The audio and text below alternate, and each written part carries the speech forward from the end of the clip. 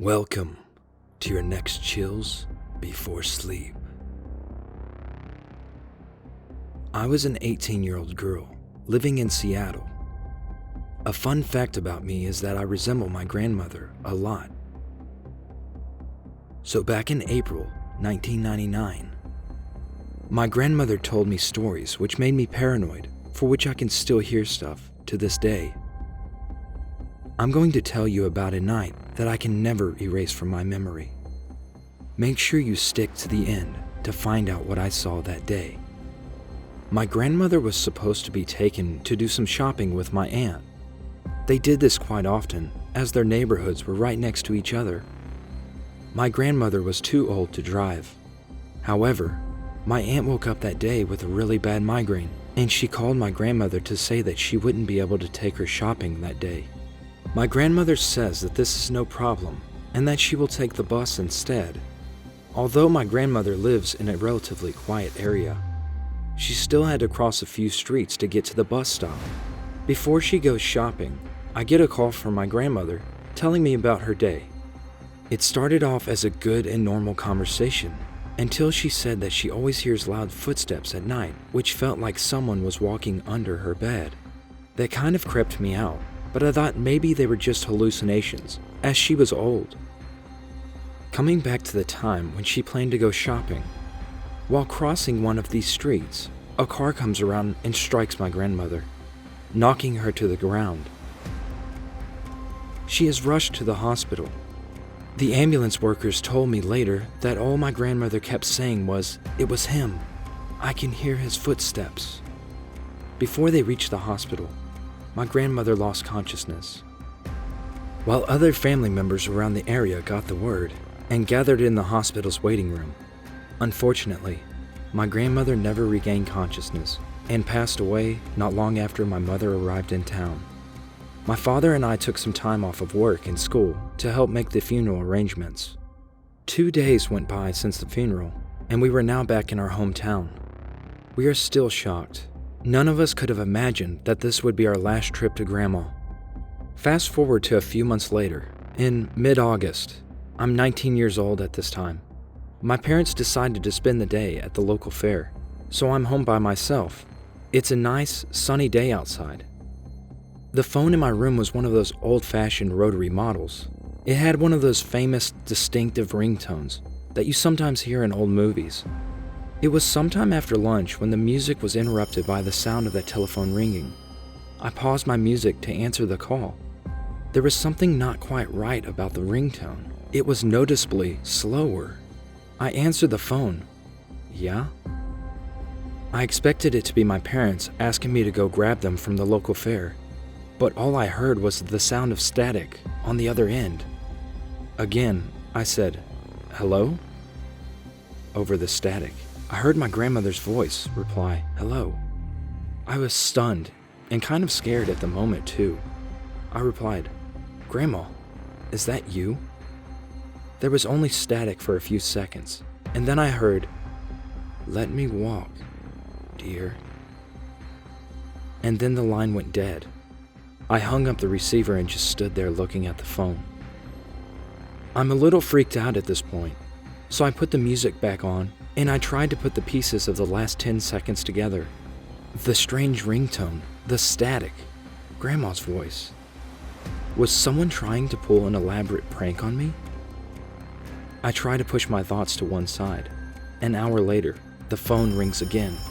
This time, however, there is no drawn-out ringtone, nor was there any static when I put the receiver up to my ear. The voice was indeed one of my parents asking me to pick them up from the local fair. This confirmed me that the phone call I received earlier was definitely something out of the ordinary. I didn't tell anyone about the bizarre phone call for years. I thought it was just best to keep this experience to myself forever, but sometimes things don't always go as planned. 10 years go by, and we are now in the year 2009. By this time, my parents had moved to the same area that my grandmother used to live in. I planned to shift in with them as well. I'm chilling out in the lounge area, watching TV, when my mother asked me, "Has Travis told you about Granny's ghost yet?" I reply, No? What's that about? Travis is my brother, by the way, who moved in with us as well. So she then relays a story to me about a freaking encounter involving my brother, Travis, and our deceased grandmother. His experience happened 4 years after mine, which was in 2003. This is what happened. Travis was home alone one night, sleeping in his bed, when something caused him to wake up. Although it was dark, he saw a ghostly, slightly transparent figure wearing a blue dress with boots on, standing at the top of his bed. He looks at the apparition and notices the face of our grandmother. The figure then spoke to him. "There's someone in the lounge. I need its boots." Travis replied, "Okay, Grandma, I'll go check it out." The apparition then vanished. My brother gets out of his bed and walks the short distance to the lounge room. There's nobody there. He then goes back to his bedroom and falls asleep as if nothing ever happened. How did he manage to keep his composure during this experience? I would have flipped out big time. Listening to that story resulted in me confessing to my mother about the phone call I received 10 years prior. I thought she would be sad, or even a little upset that I kept it to myself for so long.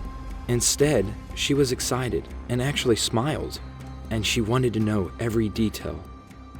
My brother and I have not seen the ghost of my grandmother since we have concluded that strange phone call was potentially our grandmother. So time just passes by, and one day, all of my family moves into our grandparents' house. I was given the room of my deceased grandmother. I took it without any hesitation, since that room was kept pretty tidy. Just as a few days went by, I started hearing soft footsteps from under the bed. I brushed it off, thinking it must be someone just walking outside the room.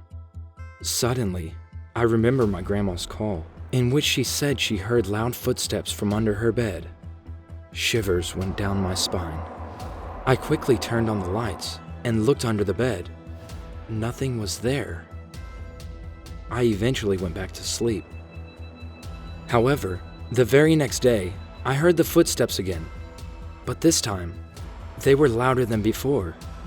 I got up, checked the hallway just to find out nobody was there, and everyone was asleep. It must have been something my grandmother was talking about. My suspicions got confirmed. As I remembered the ambulance worker, he told me that my grandmother kept saying, "I can hear his footsteps." I tried sleeping on the opposite side of the bed, but the sound of footsteps didn't end. Furthermore, I was too afraid to check under the bed this time. I put on my headphones and went to sleep. I told my family the next day about what had been happening. My mother started enjoying this, since she likes to talk about Grandma and her horror stories. I had to prove that something was going on. I made Travis sleep in that room, and I slept in his room. The next morning, I asked Travis if he heard the footsteps, but he said that he didn't. What were those footsteps? Were they only obsessed with me, just like they were with Grandma? It started creeping me out even more. These footsteps were getting louder day by day, and I had to turn up my music so I couldn't hear them. I tried to ignore it instead of being scared, until the day came that I was reading a book and my bed started shaking. I couldn't say anything or even scream due to the fear I had at the time. I rushed out of the room, all sweaty. Everyone looked at me like I just saw a ghost, but it was real. I experienced something similar. I slept in Travis's room that night. Likewise, I couldn't bear going back to that room. The next morning, I moved the bed to the other side of the room and tried to find out what was going on. I slowly reached down to the floor where the bed was placed, and I tried knocking on the wooden floor.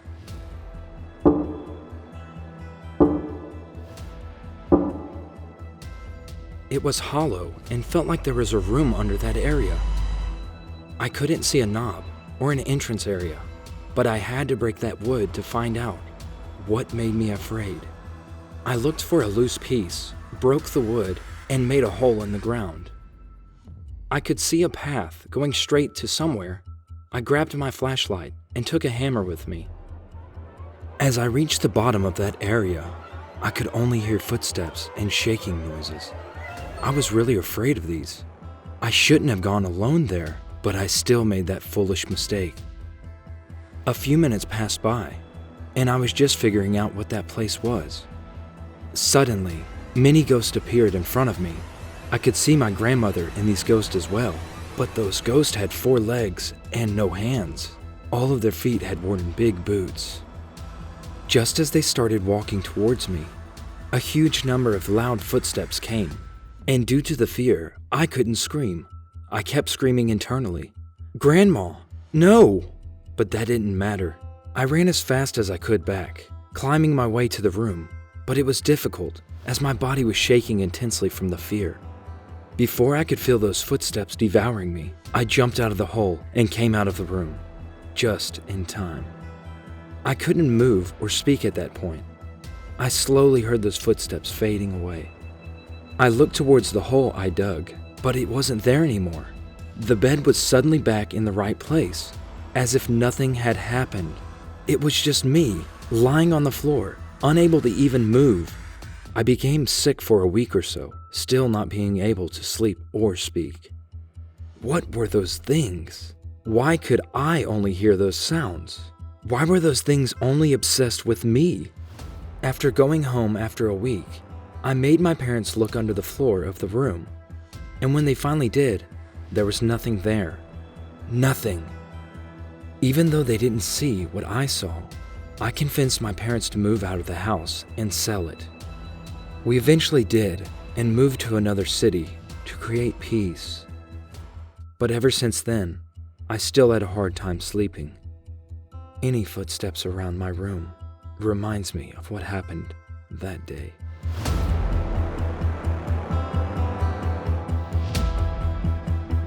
Thank you for watching this video. Have you experienced a similar situation or another scary experience? Don't hesitate to submit your story by email or in the comments section down below. Ready for your next Chills Before Sleep? Make sure you hit the like button and subscribe for us to provide you with more scary stories. Let us know what you think, and don't forget to enable all notifications. Be the first one to get the chills.